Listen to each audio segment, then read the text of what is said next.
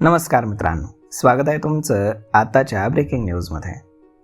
मित्रांनो, शालेय शिक्षण विभागामध्ये होणारी पदभरती नेहमीच वादग्रस्त ठरते आणि म्हणून विविध उपाय पुढे आलेत, परंतु त्यामध्ये सुद्धा गोंधळ होत असल्याची चर्चा आहे.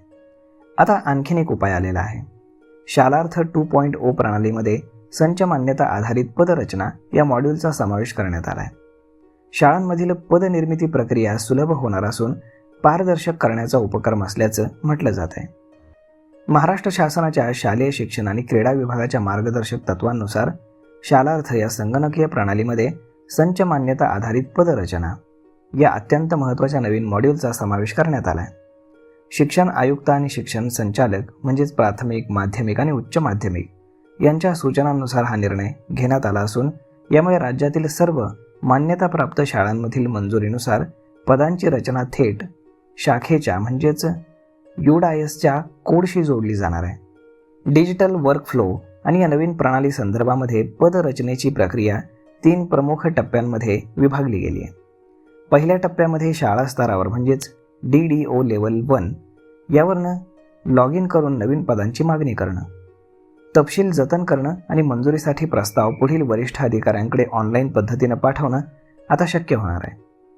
दुसऱ्या टप्प्यामध्ये जिल्हा परिषद शाळांच्या बाबतीमध्ये DDO लेवल 2 म्हणजेच गट शिक्षण अधिकारी किंवा BDO आणि इतर व्यवस्थापकांच्या शाळांसाठी शिक्षण अधिकारी स्तरावरती या प्रस्तावाची पडताळणी केली जाईल.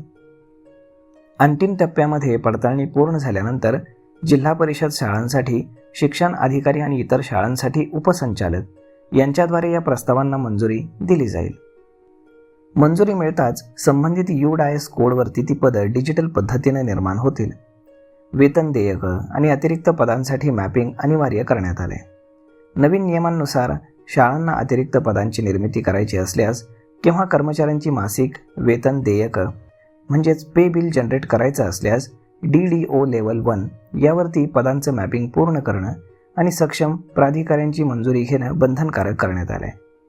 जोपर्यंत जुन्या मंजूर पदांचं मॅपिंग पूर्ण होत नाही तोपर्यंत नवीन पदांची निर्मिती करता येणार नाही, अशी माहिती MHA-ITद्वारे प्रसिद्ध केलेल्या अधिकृत युजर मॅन्युअलमध्ये देण्यात आली आहे. शालार्थ प्रणाली ही महाराष्ट्र राज्यातील अनुदानित संस्थांमधील कर्मचाऱ्यांच्या माहितीचं आणि वेतनाचं व्यवस्थापन करणारी एक केंद्रीकृत ऑनलाईन प्रणाली आहे. ही नवीन सुविधा कागदविरहित इलेक्ट्रॉनिक प्रणालीच्या दिशेने टाकलेलं एक महत्त्वाचं पाऊल आहे.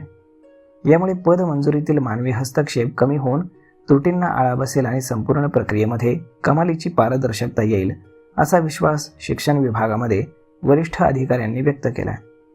सर्व शाळांना या नवीन मॉड्यूलचा वापर काळजीपूर्वक करण्याचं आवाहन करण्यात आलं आहे. तर मग मित्रांनो, अशा पद्धतीने आता इथून पुढे शाळांमधील पदभरती प्रक्रिया ही डिजिटल पद्धतीनं होणार आहे. तर मग मित्रांनो, यावरती आपलं मत काय हे तुम्ही आम्हाला कमेंट करून नक्कीच सांगा. आणि जर हा व्हिडिओ तुम्हाला आवडला असेल तर आपल्या जवळच्या मित्रमंडळींसोबत हा व्हिडिओ तुम्ही शेअर करायला विसरू नका. धन्यवाद.